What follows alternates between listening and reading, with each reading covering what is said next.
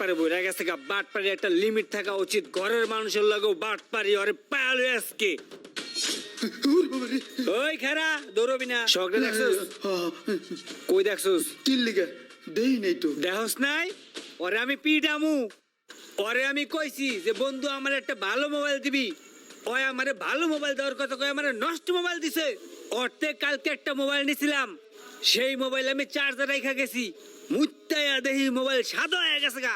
Hair পর time ওরে phone দিতেছে, আমার ফোন ধরে না। ওরে পাইলে পিডায় ওর আমি ঠেঙ্গে ভেঙে গেলাম। দেখছস ওরে? চল ওরে খুঁজে বের করবি। চল।